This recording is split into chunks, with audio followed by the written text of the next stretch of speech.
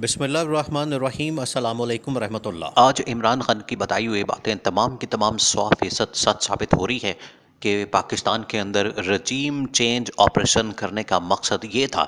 ये इमरान खान ने बहुत अरसा पहले बता दिया था कि पाकिस्तान में मेरे ख़िलाफ़ जो हुकूमत उल्टी गई, हुकूमत को उल्टा गया, तख्ता उल्टा गया और साजिश की गई, रजीम चेंज ऑपरेशन किया गया। उसका मकसद ये था, आलमी ताकतें यहाँ पर अपनी मर्जी का एक शख्स को बिठाना चाहती हैं, एक शख्स को लाना चाहती हैं और अपनी मर्जी से वो मामलात को चलाना चाहती हैं। इमरान खान ने कहा था कि मैंने क्योंकि आलमी ताकतों को एब्सोल्युटली नॉट का कहा था, उनको नारा लगाया था और उनको ललकारा था, दो टुक अंदाज में उनके साथ बातचीत की थी, आंखों में आंखें डालकर उनको करारा जवाब दिया था। इस वजह से मैं तो काबिल कबूल नहीं था। उनको एक ऐसा शख्स चाहिए जो कि डमी हो, उनकी हाँ में हाँ मिलाता हो, बूट पॉलिश करता हो, जी हुजूरी करता हो, वो नवाज शरीफ है। तो इस वजह से नवाज शरीफ के लिए अब ये पूरा स्टेज तैयार किया जा रहा है। नवाज शरीफ की लैंडिंग के इंतजामात किए जा रहे हैं, जबकि इमरान खान के ऊपर फ़र्द जुर्म आयद करने की तैयारी की जा रही है। अब आपने पूरे मामले को समझना है कि इस्टेब्लिशमेंट क्या फ़ैसला कर चुकी है नवाज शरीफ से मुतल्लिक और इमरान खान से मुतल्लिक। देखिए, पाकिस्तान में एक ये बड़ी बहस आजकल चल रही है कि नवाज शरीफ किस एयरपोर्ट के ऊपर लैंड करेंगे, वो लाहौर में लैंड करेंगे या फिर इस्लामाबाद में लैंड करेंगे। अब दिलचस्प सूरत हाल ये है कि नवाज शरीफ को इस्लामाबाद हाई कोर्ट में ज़मानत के लिए इमरान नवाज शरीफ के वकला की जानिब से पेश किया जाता है।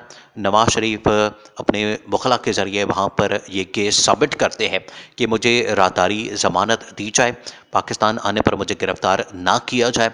और इस हवाले से सिर्फ 30 से 35 सेकंड या बमुश्किल 60 सेकंड और 100 सेकंड का केस चलता है और नवाज शरीफ को ज़मानत मिल जाती है। नवाज शरीफ को यहाँ से रिहा कर दिया जाता है और नवाज शरीफ को ये कहा जाता है कि नवाज शरीफ को किसी सूरत गिरफ्तार नहीं किया जाना और नैब भी उसके ऊपर कोई एतराज़ नहीं करती, जिसके ऊपर इस्लामाबाद हाई कोर्ट की जानिब से कहा जाता है कि कल आप कहेंगे कि केसेस को भी कलअदम कर दें, केसेस को भी ख़त्म कर दें, क्या केसेस को ख़त्म कर दिया जाएगा? ये बहुत अहम तरीन नुकता है कि ज़मानत तो चले मिल गई जैसा तैसा करके, लेकिन जो इसमें इसमें कलअदम सज़ा को कलअदम करने वाला मामला है, क्या वो भी इसी तरह से किया जाएगा?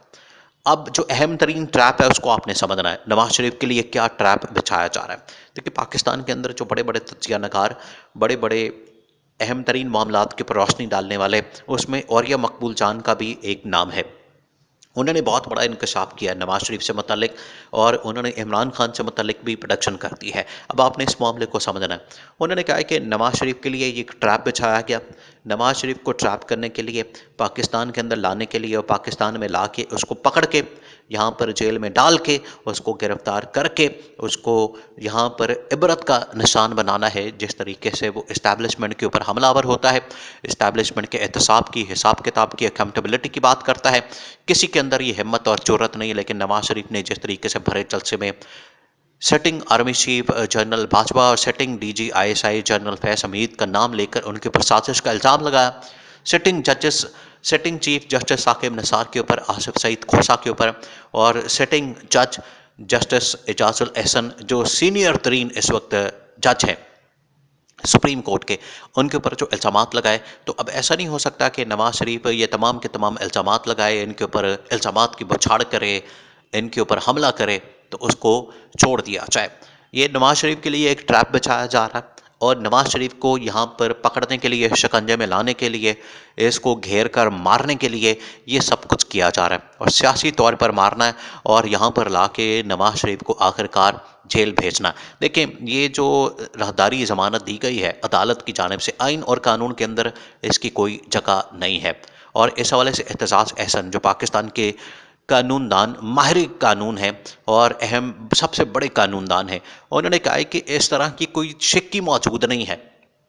आप इस तरह की जो राहदारी ज़मानत होती है वो मुलजिम को देते हैं, मुलजिम का वो हक होता है जिसके ऊपर इल्ज़ाम होता है, अभी तक वो जुर्म साबित नहीं हुआ होता। लेकिन नवाज शरीफ का स्टेटस बिल्कुल मुख्तलिफ है। नवाज शरीफ एक मुजरिम है, उसके ऊपर जुर्म साबित हो चुका है, इस वजह से नवाज शरीफ को ये राहदारी ज़मानत नहीं मिल सकती है, वो इसका इंटाइटल नहीं है, उसको ये किसी सूरत नहीं मिल सकती ज़मानत। और अगर ये मिलती है तो ये आइन और कानून की खिलाफ वर्जी है और अगर इस फैसले को चैलेंज किया जाता है तो फ़ौरन ये फ़ैसला उलट जाना है, ख़त्म हो जाना है और नवाज शरीफ को गिरफ्तार कर लिया जाना है। तो आइन और कानून के मुताबिक भी ये जो ज़मानत का मामला किया गया, ये आइनी और गैर कानूनी है। दूसरा ये कि जो ये रास्ता निकाला जा रहा है नवाज शरीफ को पाकिस्तान लाने के लिए, ये एक ट्रैप है। नवाज शरीफ को पाकिस्तान के अंदर लाकर गिरफ्तार करना ये मकसद है। अब नवाज शरीफ ने सोचा कि लाहौर के अंदर लैंड किया जाए या इस्लामाबाद में। अब दोनों सूरतों में अगर वो लाहौर में लैंड करता है या इस्लामाबाद में तो क्या होना था। लाहौर के अंदर लैंडिंग का मकसद ये था कि यहाँ पर वो अदालत में पेश नहीं हो सकता, अदालत नहीं जा सकता। इस वजह से अब ये फैसला किया गया नवाज शरीफ की जानब से कि इस्लामाबाद एयरपोर्ट के ऊपर लैंड करना।